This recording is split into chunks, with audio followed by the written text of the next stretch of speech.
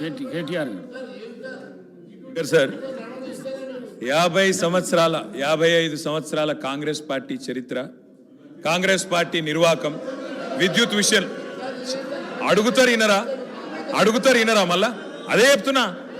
అధ్యక్ష నేను చెప్తలేను, వైట్ పేపర్లో ఇలా చాలా గొప్పగా ఈ ప్రభుత్వమే స్పష్టంగా చెప్పింది అధ్యక్ష. ఏం చెప్పింది అధ్యక్ష? మాకు ప్రజలు 11 సార్లు అవకాశం ఇస్తే, 50 ఏళ్ళ అవకాశం ఇస్తే మేము ఇయ్యగలిగింది 2014 నాటికి 6 గంటల కరెంటు మాత్రమే.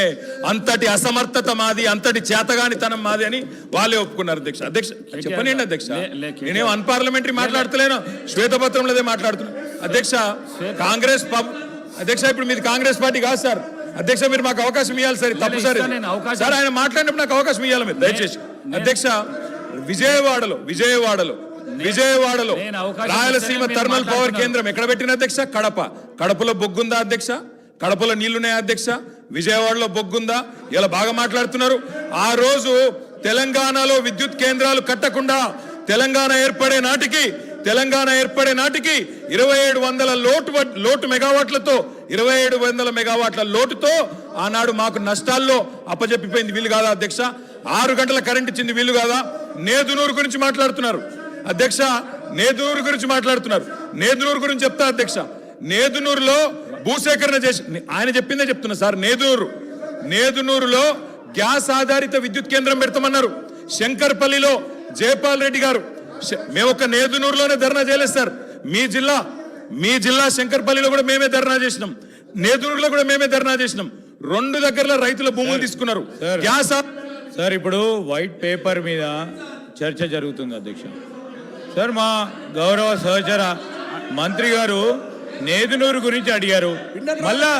మళ్ళా రాజకీయంగా చర్చ మొదలుపెట్టే ప్రయత్నం చేస్తూ ఉన్నారు గౌరవనీయులు. మేము అడుగుతా ఉన్నాము, ఎవరైతే సిపిఐ సభ్యులు వారి చర్చ ఇంకా జరిగేది ఉందో చెప్పండి. తర్వాత వారి పూర్తి స్థాయిలో క్లారిఫికేషన్లో అడగమనండి సార్. తప్పకుండా పూర్తి స్థాయిలో వారు జవాబు చెప్తారు పవర్ మంత్రి గారు. దయచేసి మరి ఆ చర్చను కొనసాగించే విధంగా సిపిఐ గౌరవ శాసనసభ్యులకు అవకాశం అనుకుంటారు. సార్ జైపూర్ ఫౌండేషన్ వేసారు, నా పిండ ప్రదానం చేశారు. ఒక సభ్యుని ఆవేదన చెప్పుకుంటాడు, కడప కర్నూలు గురించి మాట్లాడతారు అధ్యక్ష. నా జిల్లాలో ఎందుకు చేయలే? పిండ ప్రదానం చేశారు కదా అని అడుగుతారు అధ్యక్ష. ఇవాళ ఎందుకు మీరు ఆ ప్రాజెక్టు చేపట్టలేని అడుగుతారు, దానికి ఎందుకు సార్? మంత్రి గారు అడిగిన ప్రశ్నకు జవాబే ఇవ్వండి మీరు దయచేసి. ఇలా బాధ ఎక్కడ అనిపిస్తుంది సార్ అంటే, సరే మంత్రులకు ఆవేశం రావచ్చు, పాపం వారికి ఏదో గతంలో ఏదో అవమానం జరిగిందని బాధపడుతుండొచ్చు. కానీ మరి స్వయంగా ఈ ముఖ్యమంత్రి గారే మా నాయకుడు కేసీఆర్ గారి పిండం పెడతా అని చెప్పి మాట్లాడిన నాయకుడు సార్. దాని గురించి నేను పోను, కానీ దాని లోపలికి నేను పోను. కానీ అధ్యక్ష వారికి తెలవాలా, మంత్రి వారికి తెలవాలా. ముఖ్యంగా శ్వేతపత్రం ప్రచురించింది ప్రభుత్వం, అన్ని సమగ్రమైన సమాచారంతో అవగాహనతో రావాలి. నేదునూరులో ఎక్కడ మానకొండూరు నియోజకవర్గం నేదునూరులో, అదేవిధంగా శంకర్పల్లి వాళ్ళ చేవెళ్ళ నియోజకవర్గం శంకర్పల్లిలో ఆనాడు యూపీఏ ప్రభుత్వం ఉన్నప్పుడు గ్యాస్ ఆధారిత విద్యుత్ కేంద్రాలు నెలకొల్పుతామని చెప్పి భూసేకరణ చేసిండ్రు, రైతుల దగ్గర తీసుకున్నారు. మేము టీఆర్ఎస్ పార్టీగా ఆనాడు ఒక దగ్గర ధర్నా చేయలే, ఒక వ్యక్తికి వ్యతిరేకంగా ధర్నా చేయలే. కేంద్ర ప్రభుత్వమే తీసుకున్న నిర్ణయాన్ని గ్యాస్ ఆధారిత విద్యుత్ కేంద్రాలు ఎందుకు పెడతలేరు? బొగ్గు లేని విజయవాడలో ఎందుకు పెడతారు? బొగ్గు నీళ్లు లేని రాయలసీమలు ఎందుకు పెడతారు? మా కాడ ఎందుకు పెట్టరు అని ఆనాడు తెలంగాణ ప్రయోజనాల కోసం తప్పకుండా తెలంగాణ బిడ్డలుగా, తెలంగాణ రాష్ట్రాన్ని సాధించిన పార్టీగా గట్టి కొట్లాడినాం. అధ్యక్ష నేను ఒకటే అడుగుతా ఉన్నా, గౌరవ మంత్రి గారికి అవగాహన ఉండాలా. ఈ దేశంలో ఎక్కడన్నా గ్యాస్ ఆధారిత విద్యుత్ కేంద్రం సఫలమైందా? నేదునూరులో గ్యాస్ అలొకేషన్ అయ్యిందా? ఏదో అక్కడ హాట్ స్పాట్స్గా భూములు తెచ్చిండ్రు, ఏదో క్లియరెన్స్ అన్నారు, పారేసిపోయిండ్రు తప్ప ఆనాడు యూపీఏలో జయపాల్ రెడ్డి గారు స్వయంగా పెట్రోలియం శాఖ మంత్రిగా ఉండే గ్యాస్ అలొకేషన్ చేయలేదు కాబట్టే ఆ 2 ప్రాజెక్టులు టేకాఫ్ కాలేదు.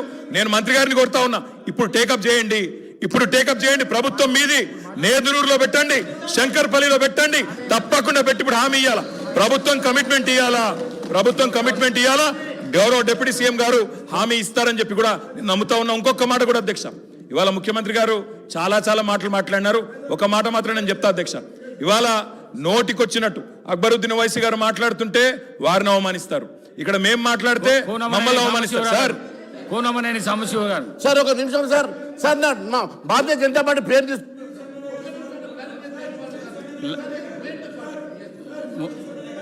డిస్కషన్